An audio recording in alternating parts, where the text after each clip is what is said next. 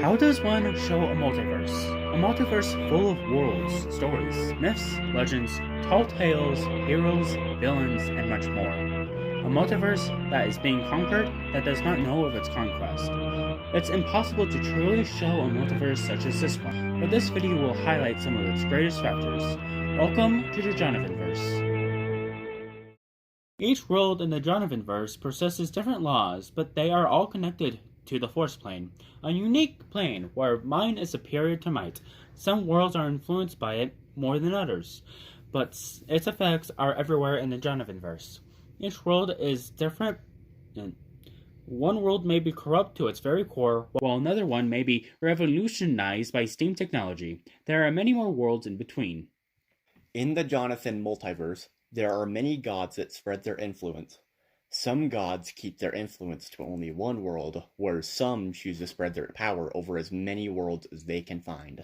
Some gods are stronger than others, but all gods are capable of wondrous things, no matter their strength. There are two known classifications of gods, the ideation gods and the foundation gods. The ideation gods have their life force connected to a specific type of idea. The foundation gods have their life force connected to the mortals of a world, especially the ones who praise them. The foundation gods are often referred to as godheads, due to usually being the head of a pantheon. One common thing that most gods have in common, however, is that they do not actually reside on the material plane. Instead, most gods exist on an outer plane, with Mount Celestia holding the most gods out of all planes. The reason why this can be done is because the outer planes are connected to all worlds rather than just one, meaning entities that preside there can typically access every world, with some extraneous exceptions. There is a theory that a third type of god exists, a god that has power over an entire world and is incomprehensibly more powerful than any of the other two types of gods. However, there is very little evidence of their existence, but if one were to be discovered, it would be called an overgod. While most civilizations in the Jonathanverse are only contained to one world, one group has transcended far beyond that, the Astral Sentinels. The Astral Sentinels are a secretive organization that span a great distance over the astral plane, with operatives and locations on many worlds. Their primary goal is to prevent knowledge of the multiverse from spreading by any means possible, even if it means silencing more than a few innocent individuals. Their home base is in the world of Sinevere. Sinevere is a shattered world, where the sea is not that of water, but of void, and its land masses are orbiting a massive center of ether. The Astral Sentinels classify each world based on how far it is from the world of Sinevere. There are a total of 5 classifications that the Sentinels use: common, uncommon, rare, very rare, and legendary. Worlds. What follows is a short list of worlds. Along with each world is a description of what makes it unique, and overall enough information to give you an idea of the world. Avidar. Avidar is a common world. While it may not seem like Avidar is very unique, it bears a strong connection to the outer plane of the chaotic pits, or more commonly known as the Abyss. Demons from the Abyss do whatever they can to invade and dominate Avidar, leading to frequent demonic incursions. Chrysis.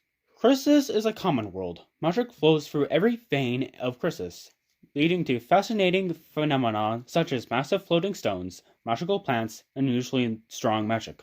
However, the world is not far developed tech-wise, equivalent to ancient Rome and our own world. However, this is not a problem, as many empires utilize the world's powerful magic to a bountiful but also deadly effect. Possibly one of the greatest mysteries of Chrysis is a magical gate that resides in it. The gate itself connects to a whole other world which is occupied purely by gnomes. This gate only opens every 10 years. Prismeria. Prismeria is a common world. Most spellweavers of this world have discovered that Prismeria is brimming with 3 different energies of magic.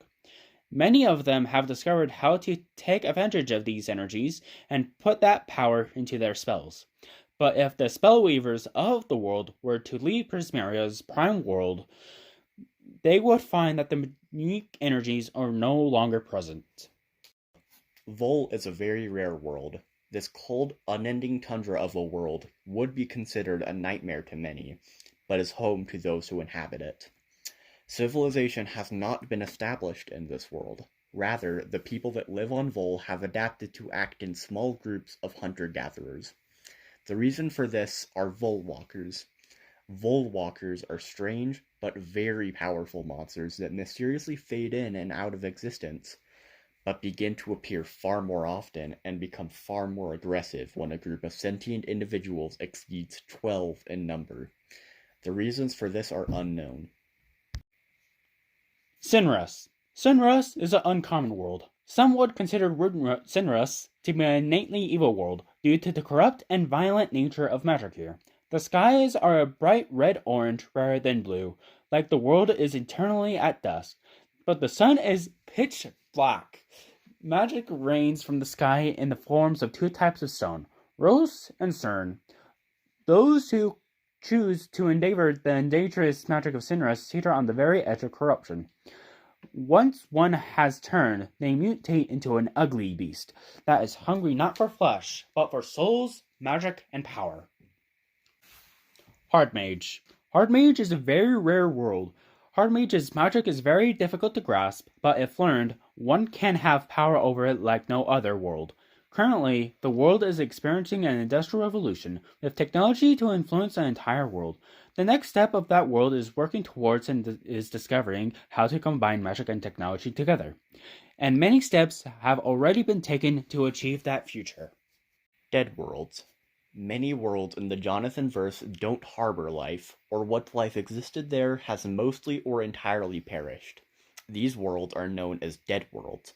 With their life extinct, their only use is for resources, or to be inhabited once again by other life from outside of the world.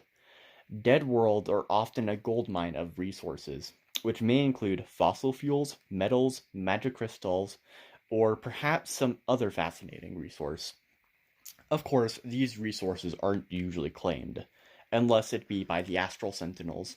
However, even this is very uncommon, as the Astral Sentinels hold a respect for dead worlds, in the same way that someone would respect a graveyard.